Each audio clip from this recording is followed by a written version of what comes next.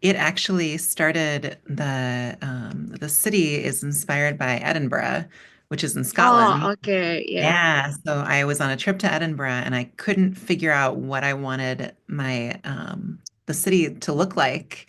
And I remember standing in the center of the city square and looking up these really old buildings, and they had this kind of black sediment dripping down the side, and they looked ink stained.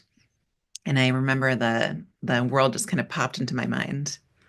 Oh, yes, I read your interview about that one. Yeah, yeah. Yes. Okay, so it's already 8 o'clock. Silakan, Dian. Aku buka ya. Oke. Iya, Kak. Halo semuanya, selamat datang di acara spesial hari ini, Jelajah Dunia Magis bersama Emily J. Taylor. Perkenalkan, aku Nachan, tim Mizan Fantasi sebagai MC acara malam hari ini. And I want to say hello to Emily J. Taylor. Welcome and thank you for joining us in this magical session. Thank you. Halo Emily. Hi. Senang sekali bisa menyapa Recycle Bin semua hari ini ya dalam perbincangan spesial bersama penulis luar negeri yang karyanya memikat banyak pembaca dunia. Termasuk kita semua nih yang ada di sini. Ya, karyanya adalah Hotel Magnific dan The Underwear Pose. Siapa yang udah baca? Kalau belum baca pun nggak apa-apa. Abis Zoom ini langsung beli dan baca bukunya ya. Nggak apa-apa, kalau belum selesai pun nggak apa-apa. Di sini aman dari spoiler ya. Oke, hari ini kita akan menjelajahi dunia magis yang diciptakan oleh Emily J. Taylor. Dan tentu saja acara ini akan dipandu oleh moderator kita yang nggak kalah luar biasa nih, Kak Dian Zafarina. Halo Kak Dian. Halo Kak Nacan, halo semuanya. Udah siap ya Kak ya hari ini ya? Siap Kak, insya Allah, excited.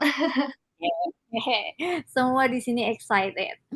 Oke, sebelum kita mulai, aku ingin kasih pengumuman sedikit nih yang menggembirakan Recycle Bin semua yang join bahwa akan ada 3 partisipan beruntung yang akan mendapatkan hadiah spesial berupa 1 buku dari Mizan Fantasi terbitan Nora Publishing, bebas pilih judul dan merchandise spesial dari Min Bin. Jadi semoga semua Recycle Bin di sini tetap semangat ya dan aktif selama acara. Siapa tahu kamu menjadi salah satu yang beruntung. Dan jangan lupa untuk mute audionya ya, agar acara ini berjalan dengan kondusif. Lalu kalau mau bertanya, boleh ditulis di kolom chat gitu ya. Kalau ada waktu tambahan nanti bisa ditanyakan ke Mbak Emily kayak gitu. Oke, tanpa berlama-lama lagi karena kalian pasti udah nggak sabar, mari kita sambut moderator kita Kak Dian Zawarina and our beloved elder Emily J. Taylor. Thank you Kak Nacan. So, all right, book lovers, story enthusiasts, and curious minds, good evening to all of you. I'm Diane, the person behind at Alicia Library. That's my Instagram account. And I am thrilled to guide our interview today. Thank you for making time to be here. A very special shout out and huge welcome to our talented author tonight, Emily J. Taylor, and to our brilliant folks, Mizan Fantasy, who made all this happen. So, first of all, I'd like to greet Emily first. Hello, Emily. How is everything going? Are you excited to meet your Indonesian readers tonight? I'm so excited. Thank you so much for having me. This is incredible.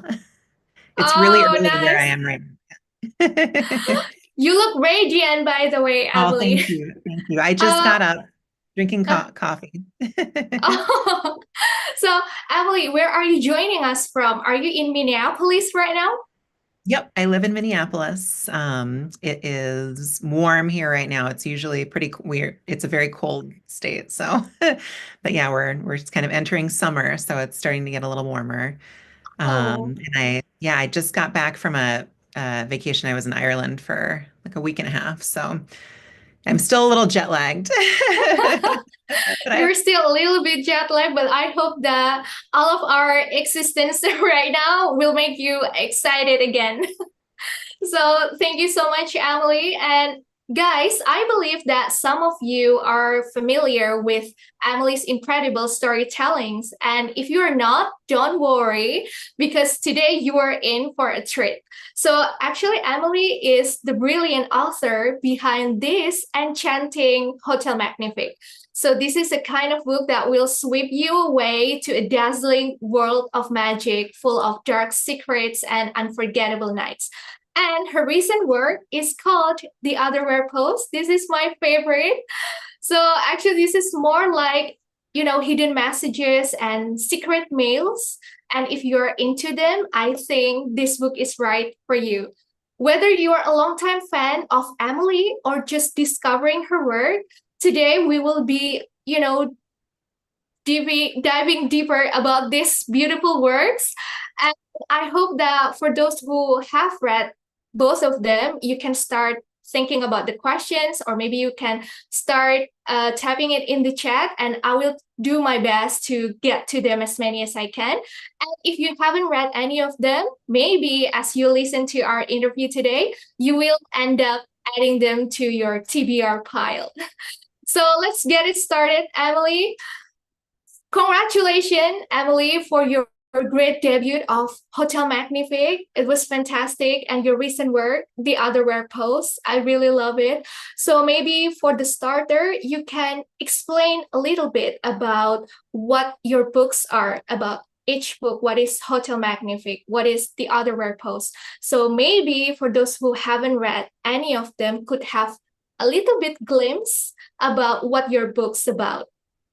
Yeah, so the hotel so I write YA fantasy that is full of magic with romance. And these two books are both standalones, so you can pick up either one.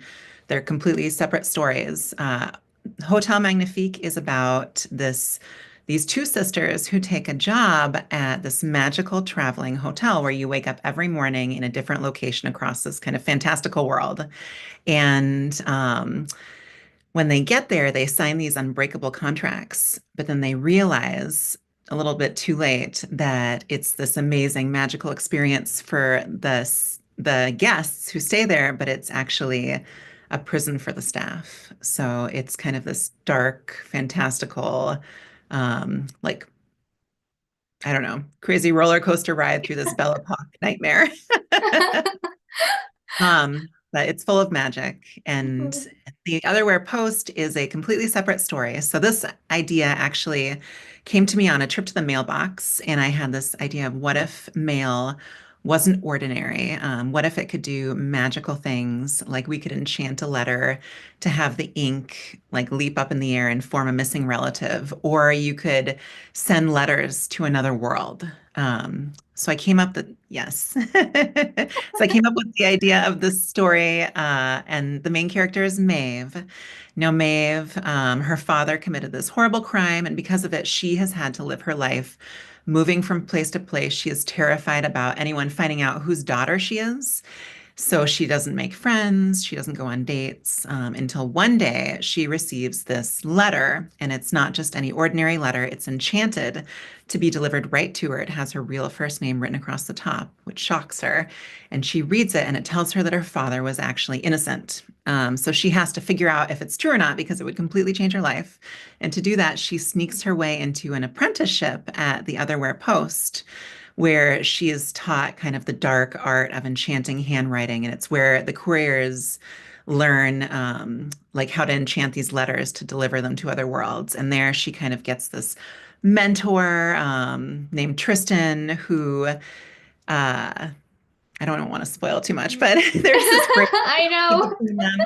And it's this fun, there's all this fun tension about whether or not she can trust him while trying to solve this really big mystery of whether her father was actually innocent. All right. So, guys, you just listen from Emily. Just pick which one of your favorite place, whether it's a hotel or post office. Both of them are great, and you can pick one of them as a start to read about Emily's work if you haven't started started any of them. So Emily, I can see, the similarities between The Otherwhere Post and Hotel Magnifique. Both of them are fantasy, like dark academia vibe. So are you a type of reader who enjoys fantasy? I love fantasy. I've read fantasy forever. I like lots of other genres. It's interesting. Sometimes when I get I don't know, what is it, the term when you are I'm like blanking because it's really early in the morning here. It's okay. Sometimes I'll switch to romance and read romance Mm. books. But yeah, I love the idea that we can live in this ordinary world, but then Um, magic can exist and we could find it in the most mundane places. So those are kind of where my ideas come from. So Okay.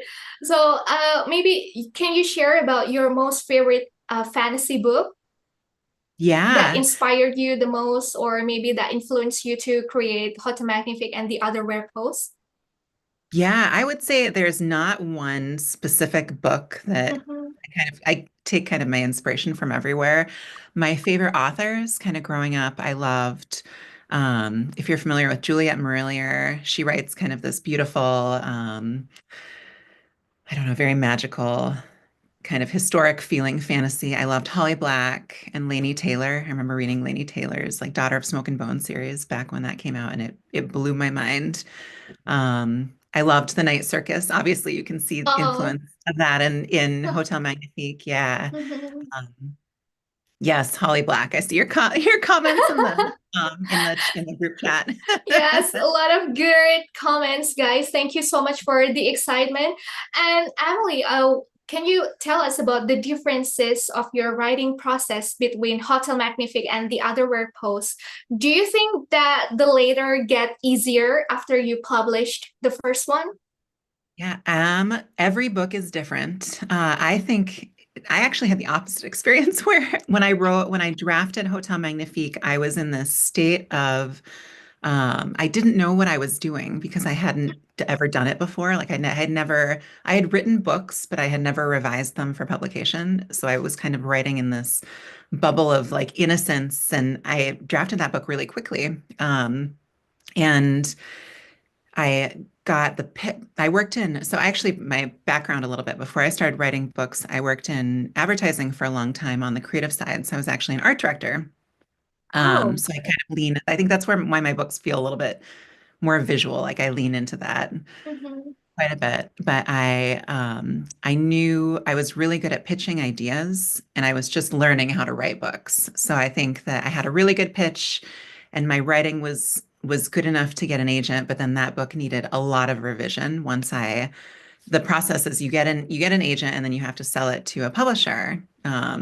And we went through rounds and rounds of revisions with Hotel Magnifique to kind of get it to a tight story. So that took a lot of time. And then with Otherware, I had the idea, and I remember the first draft of that took way longer than the first draft of Hotel because I knew way more. So I knew as I was writing it, oh, this isn't right. I need to go back and figure this out. And there was just a lot more pressure. And I think that that's pretty common with second books. And when you get more into further along in the publishing journey, is you know more. So all these things are in your head as you're writing it.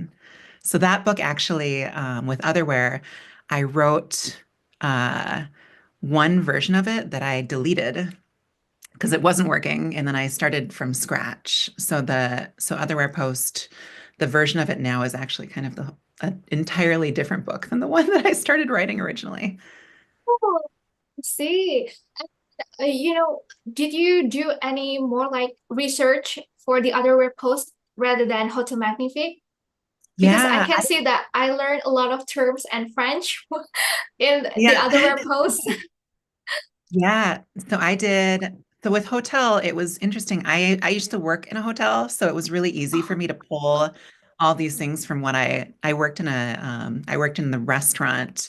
I was like a server and I did room service at a very unmagical hotel. But The opposite. yeah, yeah. So I used a lot of that, my own personal experience when I wrote that book. But with Otherware, I had to do quite a bit of research in like the history of writing. So the Mhm. magic system is all writing based. So it uses like quill feathers and ink Mhm. and like all the different things that you would learn as you're like composing words. And it all kind of goes into this hopefully simple to understand magic system that has a lot of breadth to it. But I did a lot of research on the history of writing. So I learned about like different quill feathers and how people would pick like their quills based off of like they would actually use molted wing feathers from predator birds. And the wing feather, if you were right-handed, you needed a left wing feather because of how it curved over Oh. your hand. Mhm. Yeah, so a lot of really, I researched a lot of really probably useless information that didn't go in the book that would bore people. But But it's I fun. can I love doing a deep dive into history with everything. Yes, I can even sense your deep research when I read this book because even in Indonesian, there are so many terms that for me are new. So I guess that I imagine, oh, how Emily, went through difficult research for putting everything into the otherware post. I really love it, Emily. And talking about the unique atmospheres, bringing dark academia vibe.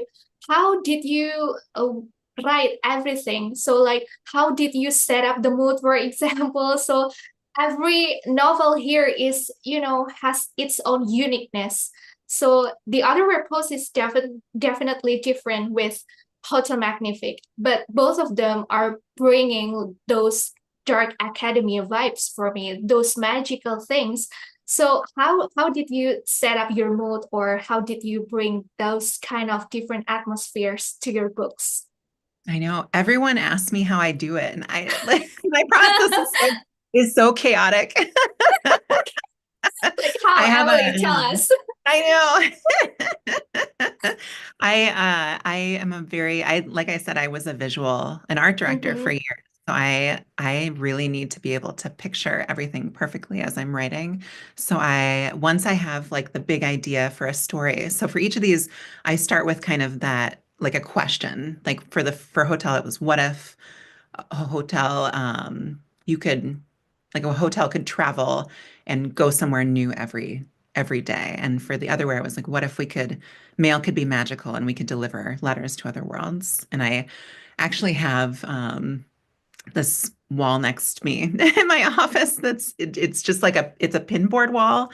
So I'll write Okay. the question. I'll write like Mm-hmm. that question down on a post-it and I'll pin it at the top. And then I'll start to pull scrap and create kind of like this like living mood board where I have, and it's not like some of it's visual, some of it's like quotes from things, some of it's little pieces of research, but everything that can kind of give. Sometimes I pull, I think um for hotel, I was really into this one fashion designer that was doing work for Gucci at the time. So I remember pulling a bunch of his designs, and they were really weird, but but Mm-hmm. really like fun for a fantasy world. So like a lot of my inspiration just kind of comes from everywhere, and to create something that feels really unique. That's helpful. With the Interesting. otherware, yeah, with Uh-huh. otherware, I knew I wanted it to lean into dark academia.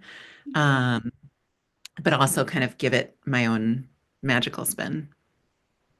Okay, interesting. I thought that maybe you get used to write in a dark room and then you light up the candles and those Yes, kind I of do vibe. that too. I do Really? that too. Yes. Really?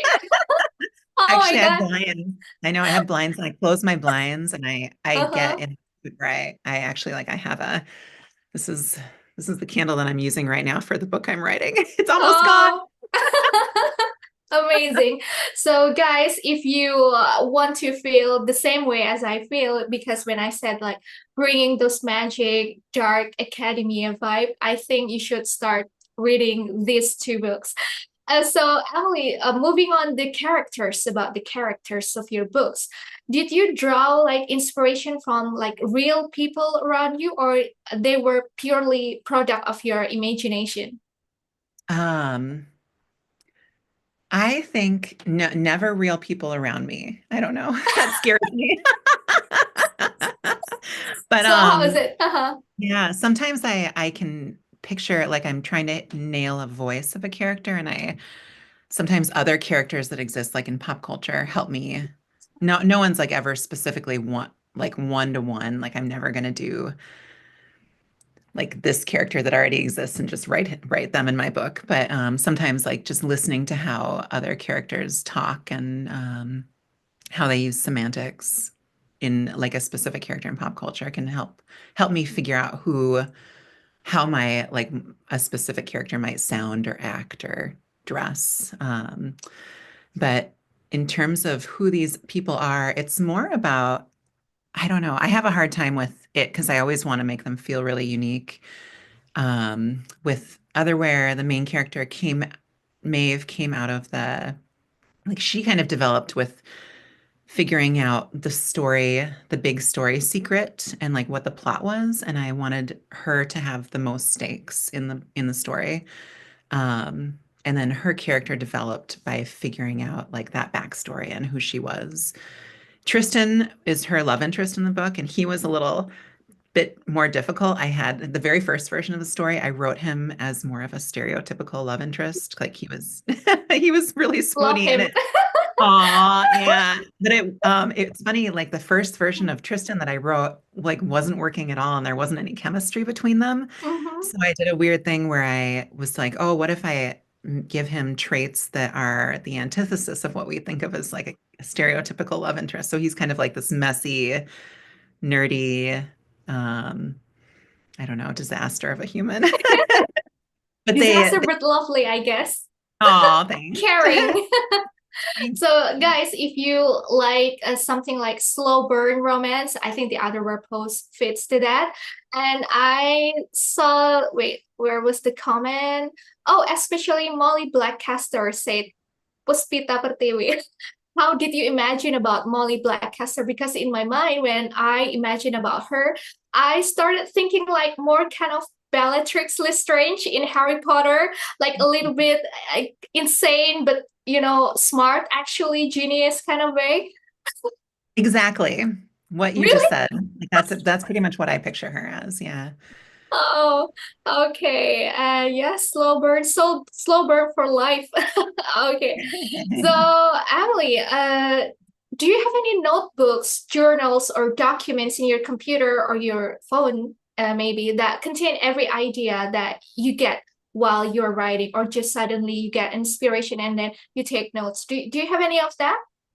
Yeah, I have. I mean, I said already my process is chaotic. I have a notes app in my phone that has like I use my notes app a lot. Like I go for a lot of walks. I don't know, I feel like I rely on my if I'm stuck in anything, I rely on my subconscious to kind of figure it out. So I try to go for walks to kind of clear my mind, and it's meditative, and a lot of times Mhm. like things will just my subconscious, the longer I think about a problem, like my subconscious will fill in the answer. So I have so many. I use dictation on my notes app, so I'll like dictate Mhm. to myself.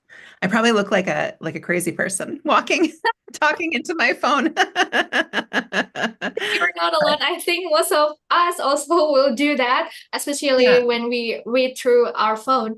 And talking about phone, maybe Emily, did you find any fan art that maybe just, something that you really picture of your characters, and maybe one of your fans or some people could actually draw them for you as like what you imagine? Have you found any of that, like fan art?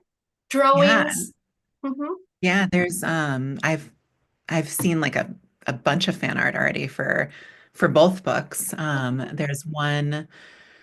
There was actually one illustrator that I commissioned for a piece of artwork for my when Otherwhere Post came out. She actually read it and then loved it and then started doing fan art. And she has this one piece of fan art that I think it's on my Instagram feed, but it reminds me of like a Studio Ghibli artwork of Maeve and Tristan walking together, and it really I loved that one. I thought it was really sweet.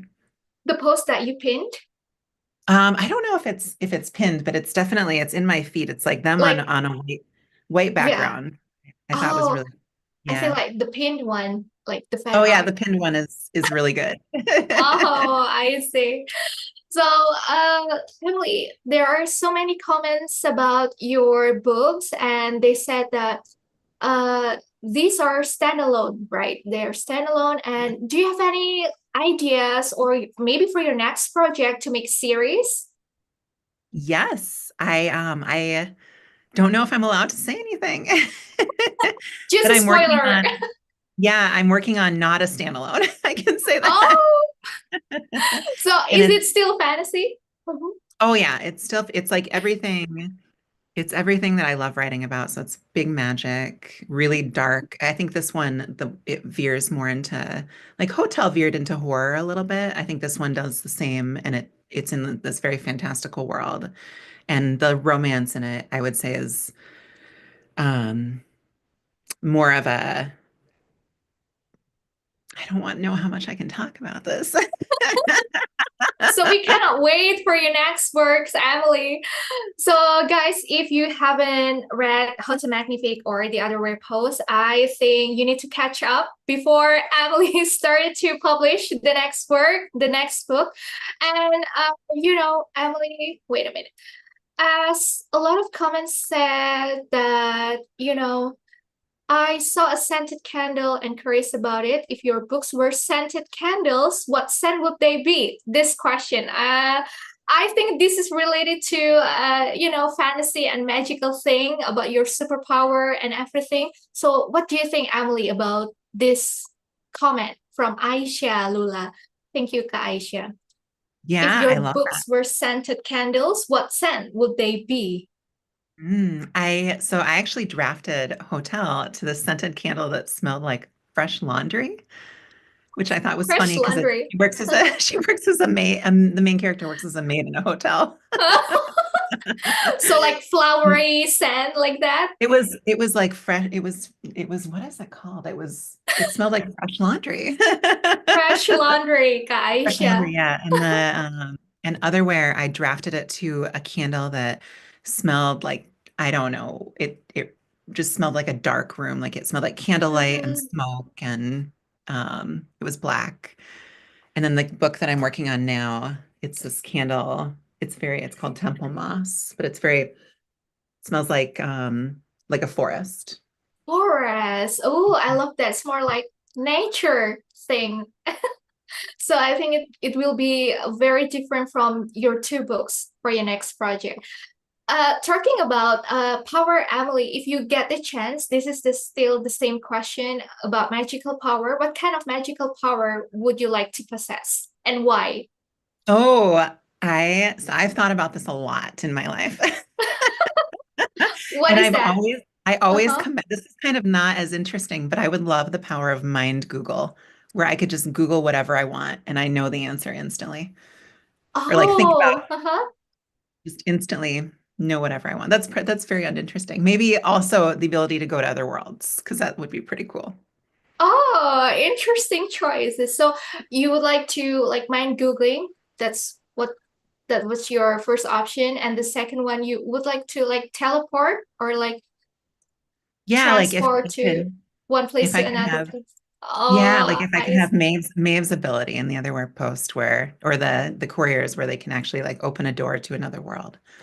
That would be pretty Oh, cool. It'd be kind of terrifying too, but I see. So, as you mentioned, your next project, since the Hotel Magnifique is surely about the hotel, and the other web post is about the post office, do you mind giving us any spoiler about your next one? Is it like in the forest or where is it? it's not in a forest. That was misleading with the temple moss. Oh, okay. Mhm. It's oh, it's in a Is it kind of like building or like outside it's in a like it takes place in a city. The most city? uh it kind of has like I don't know what I can say that's gonna that's Oh, it's not okay. a So spoiler. it's a city. Okay. It has a fantasy city as like one of the settings in it. And it is very much the idea came about with the like I always start with kind of a question, Mm-hmm. a very simple question that takes something that is ordinary and makes it magical. And this one was like that, and it was the idea was is based in the magic system. So, and it is that's all I will say. I'm trying to get deeper and deeper, but you No, start I thinking and know. pause again. It's a very romantic story. Oh, Yeah, the romance is is the major element in it. So is it going to be published this year? it Or is that's TBD. I think right now it's not slated until either next year or the year after. So yeah. okay, good luck for that. We cannot wait. Thank you. Thank you. Some people say that I am a both city and nature girl. Your loss makes me nervous about your next book. Or I would love it. We're in the forest. Okay, so Emily, I'm excited to hear about your first experience as a published writer. Do you have any like memorable, memorable experience or story as develop yourself as a writer that you are still thinking about it, or maybe those moments are making who you are right now? Those Oh, memorable moments. I know this was a hard one. I feel like I have so many different like little moments that kind of shaped me as a writer. I ooh, I'm trying to think of one that in particular. I feel like it's mostly the books I read and the things that I'm interested in that I like to write about. And early on in my process, it was mostly me trying to figure out how to do it without any knowledge of what I was doing. And I kind of bumbled a little bit, like as I was starting this. I, I, uh, I always tell people that are interested in writing to write quite a lot and don't think as much about publication. Just learn how to finish a book. Finishing a book, actually, like the moments of like actually me finishing a book for the first time are all pretty memorable because it's really hard. Like you have to dedicate a lot to. A lot of people want to write a book. It's a whole nother Right. ballgame to actually finish it and then go back through and revise it and keep working on it. And you have to, it's like running a marathon almost. And you have to learn how to love the process outside of actually publishing. Um, where like the most rewarding moments for me aren't, well, I don't know, seeing my book in a bookstore is pretty cool.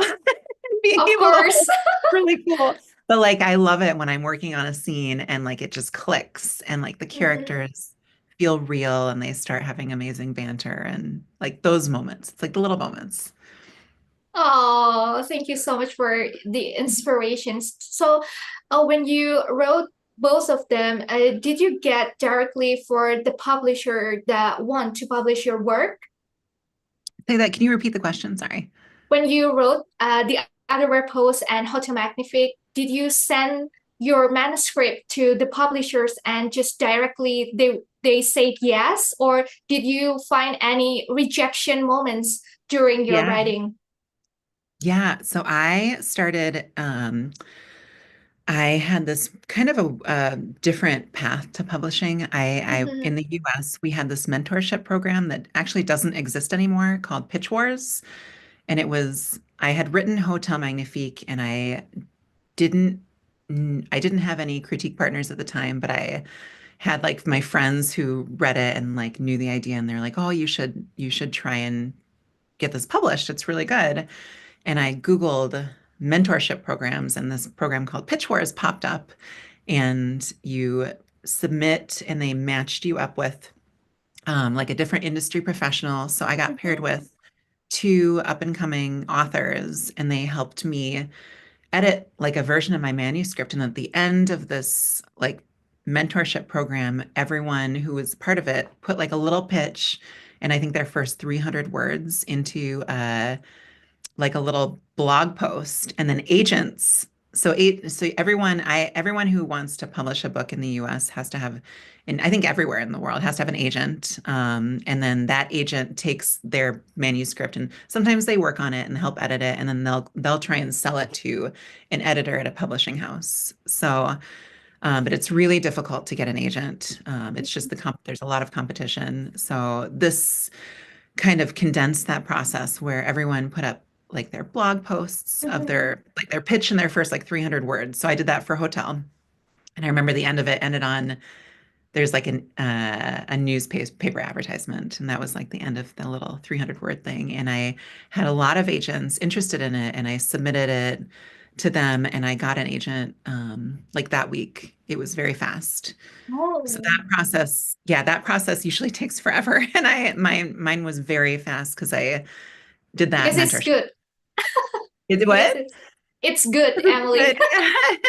But then the book needed a lot of revision. So my agents and I worked on it, revising it and revising it. And then when we went on to submission with editors, finally, like after it took like a year and a half of working on it with them, we went on to submission with editors and I got an offer like within a couple days. So it was the parts that usually take forever didn't take very long for me.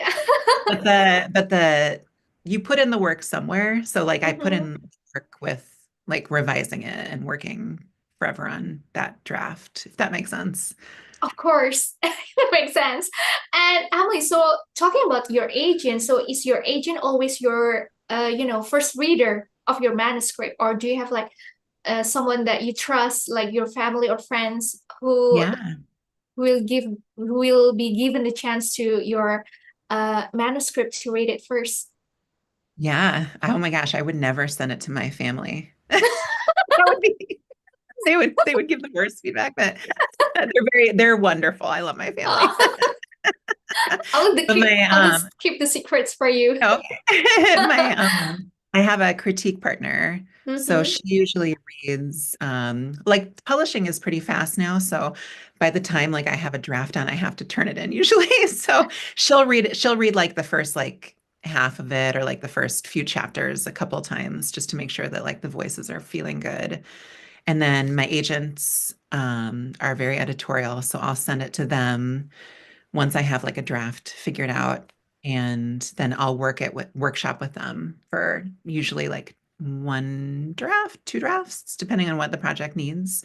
And then when they feel like it's at like when we both feel like it's at a good point, we'll send it to my editor. So, and then that will go through usually like 3, 4 rounds of like pretty big revisions before it goes into like copy editing and line editing. So Okay. So thank you so much, Emily. And I yeah, think our chat is filled with full of questions and comments. Do you mind if I take some of them because I yeah, think we yeah. still have some minutes? Okay. From Puspita Martiwi. Hi, Emily. If you could suggest one or two places in Edinburgh that really inspired you to create a or some scenes, where would that be? Would you love Ooh, to visit the place? Would love I to know. visit the places. Oh, that's so amazing. Yeah, I remember when I was there. Oh, shoot, what was it called? There was that main walk, like up where you take kind of that curved street up to go to the Edinburgh, the castle, the main castle Okay. there on the hill, and I think like the Witchery. There's some whiskey tasting experience in the Witchery, kind of like the touristy street. But I remember behind that, Mhm. like I walked. I apologize because I don't remember what the places were called. But I remember walking behind that, Uh-huh. like this little square, and there were all these covered alleyways. And in Edinburgh, they call them closes, like Close, close. Close. Mhm. Yeah, close, like the Scottish word for alleyway. Um, and I remember I was standing in one of those, and like I walked through it and looking at like all these Gothic buildings. And I remember Oh, that, Gothic. yeah, yeah, it's like it's such a cool city because it's so old and all the stonework feels like moody and Gothic, and it It's has all so the the underwear pose, I think. I saw the city itself. So the city is called Gloam in my book, but Mhm. it came to life when I was standing there. And just I would say there isn't a scene in the book that's like directly, I didn't base the layout of the city off of Edinburgh, if that makes sense. It Mhm. was more the feel of the city inspired. So just walk around, take it in. Those Okay. alleyways. Definitely the graveyards there were really cool. Walk through. Oh. They have some amazing old graveyards that I remember there was a scene where Maeve like walks through a Mhm. graveyard and I wanted to put that in because I remember walking through the graveyards in Edinburgh. So Okay. Thank you, Emily, for the recommendations. yeah. I hope that answered Kak Puspita's and questions. So graveyard, like vintage buildings, right? Gothic buildings and something like that, Kak Puspita. And the other question, Emily, have you experienced writer's block and how do you overcome it? Yeah, so get I get writer's block. I don't know if I would call it writer's block, but I have a hard time sometimes with a project where it almost feels painful to to start something Oh, until I like get uh-huh. into it, and then it's like it's amazing and I can go forever. But to combat that, I break it up into like little steps for myself. So a novel feels daunting and it feels like hopeless when you start it. Like you think about like a huge novel. So what I do is just compartmentalize like all the little stuff. So like I'll make my mood board. I'll I know that if I can just like get through a chapter. So like I'll break uh for all the writers out there, like I use a four act it's like four act, I think like eight sequence structure where if I break my book up into four acts and then I break like each of those acts into like a couple sequences Mhm. and then those into like individual chapters, it makes you feel like, oh, you don't have to like finish a whole novel. You just have to get through that first like three or four chapters. And that makes it easier. That helps me get through things. But yeah, I do a lot of thinking ahead of and planning ahead of time now. I didn't used to. And it always came back to bite me because I'd make these complicated mysteries and then like how do things fit together? And then I'd have to go back and rewrite so much. So now I become, because of my mistakes in the past, more of a plotter. Oh, so sometimes it's you're confused by your own story like that, how to continue your story. Yeah, yeah. Like with Otherware, the first draft of Uh-huh. it was it was so broken. There were there were things like I'm kind of I was like I so in writing they call it a pantser and a plotter, where like a pantser just doesn't know what's going to happen in their book. They just sit and right by the seat of their pants and they just finish it. And the Okay. plotter goes through and like figures all that Mm-hmm. out ahead of time so they know as they're writing. And I definitely pantsed Hotel Magnifique, like for sure. The first Mm. draft of that was I just wrote, I didn't know what was gonna happen. I was like, la la, it was fun. Just let it But flow. Let yeah, I it let it happen. flow, but Uh-huh. it needed so much revision that now like I'm on deadlines and I have to be a little bit smarter with doing that. And also it's a lot of work to go back and have to rewrite it multiple times. You don't think Okay. Okay, thank you, Emily, for sharing that. So, Kak Devi, I hope that answered your question. And Emily, do you have any plan to create the continuation story for Maeve and Tristan? I'm missing them after reading the Oh, other way post. Oh, Kak Nandini Mahira, I think your question represents what I want to say. What do you think, Emily? Do you have yeah. any plan to create that? I know it's funny now that it's out. I get this question all the time. Because I we love, don't want it to be over. I know. I love them. Uh-huh. I'm never gonna say never, but yeah, who knows? Right now, I'm not working on another novel in that world, but Mhm. it would be fun. It would be fun to go back and write more with them. There's more Okay. stories there for sure, whether We or not can't wait for the new setup of Magical World. Okay. And where is it? Yes, the magic system is amazing. I can't imagine the efforts you put in. I love how you write standalone fantasy stories. And wait, where was the question? Oh, this one. How long do you finish one novel, Emily? Like, how long does it take me to write one novel? Yes, like Yeah. in average. Oh, I mean, I've only written two, and each one took quite a long time. And I'm really hoping that my next one takes half that long. Amen. So is Yeah. it like take almost like a year or It less takes than a year? Yeah, it takes for me to draft a novel, it probably takes about six months.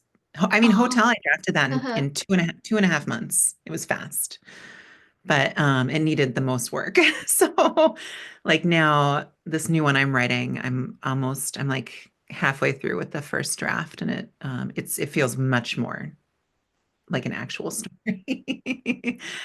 Yeah. Okay. So it's quite long, but I think it's quite fast for a novel, Emily. Yeah, it And takes the a lot, next a lot of time for question. revising Oh, afterward. so the revising process it takes longer Yes, rather than the absolutely. writing. Okay. Well, So this is from Nandini Mahira. Emily, I want to ask, which one is the better book boyfriend from your opinion? Is it Belle from Hotel Magnifique or Tristan from The Otherwhere Post? the one I'm working on now. Oh, Say oh, that. I'm please don't put I us feel like in a misery. I But feel like I always like the one that I'm working on currently because I'm just in his voice so much. But oh, I mean I love Tristan. Tristan. I mean I loved Belle too. They feel like very different. They're so different. mhm. Different like parts of my life. But yeah, Tristan was the most fun to write, I would say. Just because his voice was so fun. Okay, so I think you love both of them because you're the creator of them. And oh, this is very interesting from Puspita Pertiwi. Which one should I read first, Emily? Hotel Magnifique or The Otherwhere Post? Uh, I think you could read either. I think I'm a mood reader, so I love reading whatever Mm, I'm in the mood for. Otherwhere Post is it's like dark academia, magical. It has like a strong romance thread. If you're feeling like you want to live in like the stony, like moody, um, like fall vibes city for a little while, read that one. But if you want something that's like a little bit more spectacular, like circusy, mhm. um, like dark and more glitzy and glamorous, read Hotel. Hotel Magnifique. I agree. I think Hotel Magnifique brings more like grand, glamorous vibe rather than The Otherwhere Post. And is there any chance that Hotel Magnifique will be made into a movie? That this is from Kemal. I mean, I would love that. We I would think love that that. yeah, there's always a possibility. So yeah, So just finger crossed, guys, if you I really want know. Emily's novels to be, going to the big screen. Well, I would attend the casting. Someone said that. Kaliana.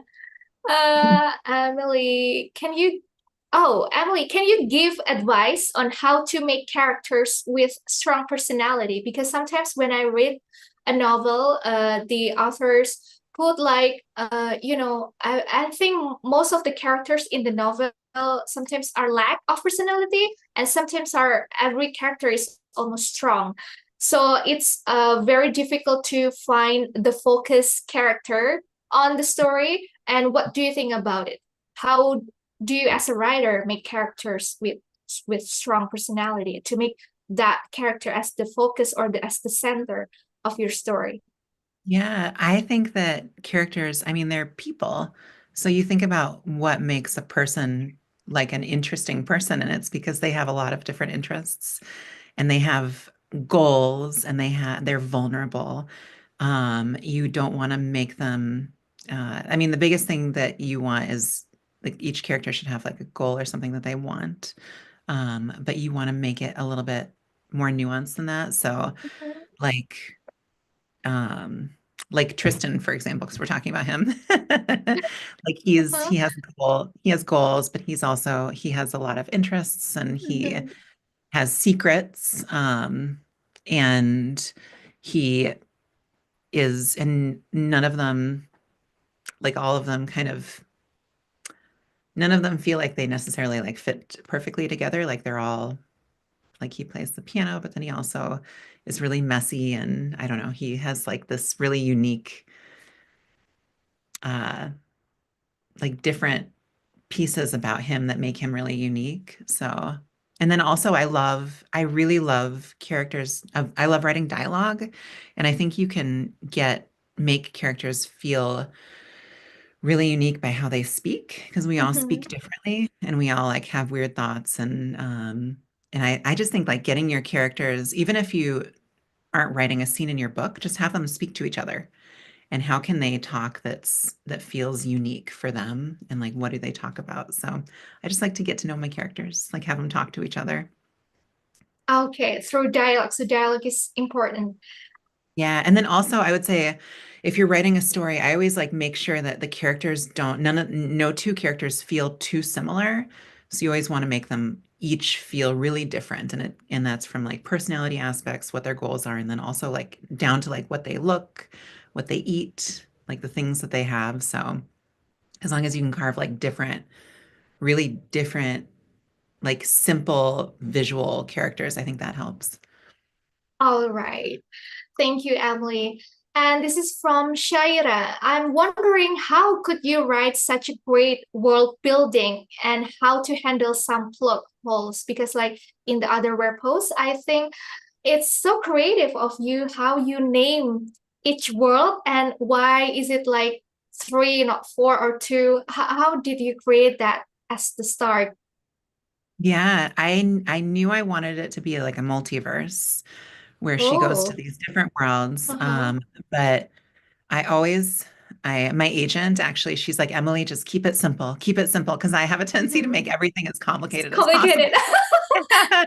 So I knew that Uh-huh. I wanted her to travel. I'm like, what is the Mhm. simplest amount of worlds that I can have? And then I was like, oh, let's do three, um, where one is cut off, and then it's the travel is between the other two, because it's like that's it's the basic. I mean, I could have had one Mhm. other world in there, but then it starts to get a little bit more complicated. So, um, yeah, I always try to keep things, and same with scriptomancy, the magic system in the book. It's like all writing based, and I wanted it to do all these different things, and I had to like figure out what is the simplest way that I could get that across, and that came with, oh, like what if how we execute it is just a single sentence? And that kept it really simple, where it can do all these interesting things, but the execution is just writing one sentence. So it helps, it helps it make, it helps it be easy to convey and get across really easily. And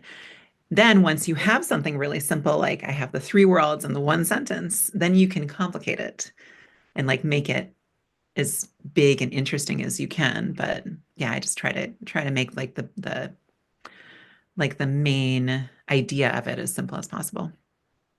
Okay, so like breaking them down, make it Yes. easier. Okay, and this is from Muhammad Zaid. Have you ever felt like laziness and you were stuck and you did not know what you were doing? Always. Always. Yeah, I usually I I mean, I worked in a creative field for a long time before I started writing books. So I was forced to be creative on demand. So because of that, I have personally like this big toolbox of things that I can do to just force myself to, like, sometimes when I'm stuck, there's a reason why, like maybe the character, like I'll be stuck in a scene. Mhm. This actually happens a lot to me. Like I'll be stuck in a chapter and I can't keep going, and I'm like, why do I feel like I'm stuck? Like why can't I? And it's because the emotional thread isn't working. Like Mhm. she's feeling isn't emotionally connected to the scene. So I have to usually like go back and read the previous chapter, and then it's just like and then write down like what her goal is in the scene, like what like all the character things that I know that how she's feeling, um like what I want her to feel at the end of the scene. And then I usually get excited about something then, and the problem goes away and I can write it. So it's learning. It's honestly just like writing and learning how to do it in your own process. Mhm. And yeah, when I'm stuck, it's because something isn't right and I don't know what it is. And it's the more you do it, the more you'll recognize like what things you need are like what's not working, what you need to go back and do. But it just takes practice, which Okay. sucks. Like, that answers. Of Write course. more. Write more. So guys, even Emily has ever felt lazy. So don't worry. I think Emily Yes. is with us.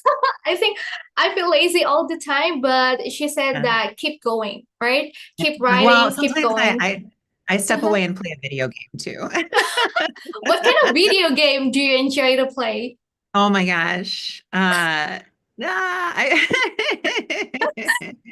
I play Is it a there lot, any? but like, yeah, right now I got sucked into this really dumb. It's actually really fun. It's called Hearthstone. It's just a card game on my phone that is Oh, it's like Magic the Gathering, but like a card game. So I like sometimes I'll play a game of that if I'm oh, really stuck, but I uh-huh. sometimes I'm like, oh, it's just taking up my time. I have to For a be nice careful. distraction. Yeah, sometimes it's just distracting myself. Okay.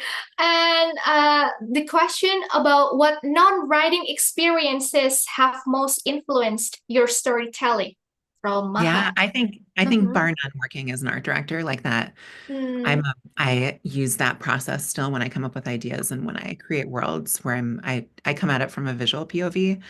And then otherwise, man, everything, like literally, I travel a lot. Like I should say I try to travel a lot as mhm. much as I can. And I always feel like that unlocks parts of my brain that don't get unlocked. But I mean, I go on walks that helps me solve problems.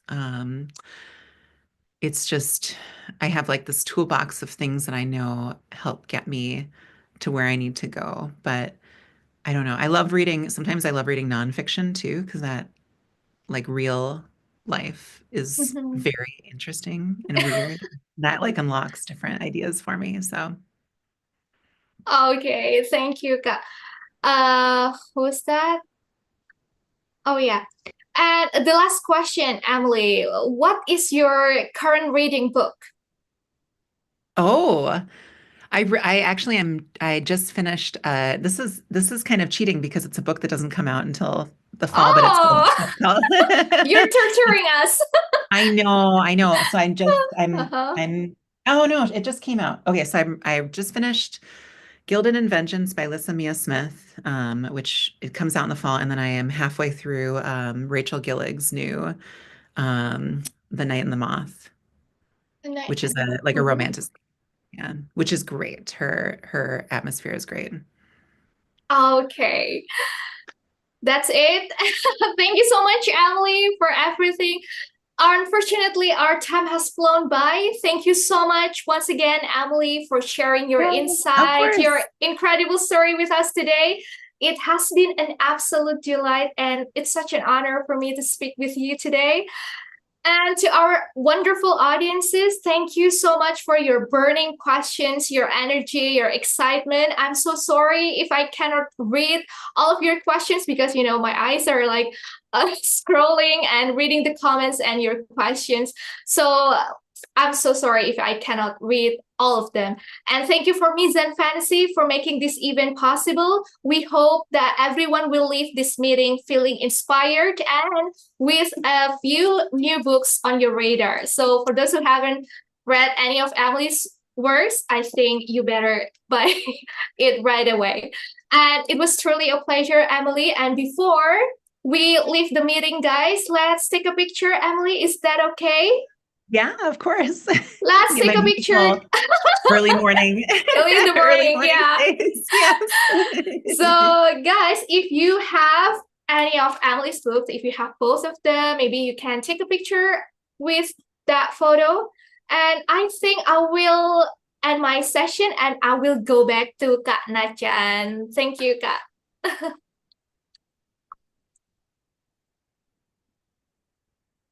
You're Thank still you, muted, everyone. Kak Nachan. Yes, please stay there, Emily. We're going to take a photo together.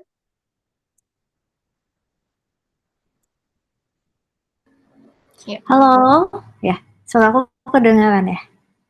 Udah, Kak. Oke teman-teman, sebelum acara ini berakhir, kita foto dulu yuk bersama Mbak Emily. Pastikan kamera kalian menyala ya, bagi yang mau menyalakan kamera, dan berikan senyum terbaik kalian. Kak Vela boleh minta tolong dibantu untuk screenshot ya. Oke, Oke. siap. Lihat kamera, senyum. 1, 2, 3. Oke, the next slide. 1, 2, 3. Oke. Oke, terima kasih Kak Vela. Dan terima kasih juga semuanya. A big thank you to Emily J. Taylor for your time, your stories, and all the inspiration you shared with us. Terima kasih kepada Kak Dian Zafarina yang sudah yang sudah memandu acara ini dengan sangat hangat dan menyenangkan. Thank you, Kak. Ya, dan untuk pengumuman 3 partisipan yang beruntung akan diumumkan di Instagram story-nya Mizan Fantasi, nanti dicek ya ke sana. Oke, kalau gitu terima kasih semuanya, thank you very much. Kita akhiri sesi hari ini. Gimana Kak Dian? Apa masih mau dilanjut? Maunya dilanjut ya, masih belum, tapi sudah selesai. Thank you, Oke, kita akhiri Emily. sesi hari ini. Thank you semuanya. Thank you to Emily J. Taylor. Thank you Kak Dian. Thank you Wisay Olvin semuanya. Sampai jumpa di acara Mizan Fantasi selanjutnya ya. Jangan lupa baca buku Mizan Fantasi. Yang belum punya bukunya Mbak Emily bisa langsung dibeli dan dibaca. Oke. Terima kasih semuanya. Terima kasih semuanya. Take care, Emily. Good luck for your career. Thank you. Thank you. This was so fun. Thank you all. Bye.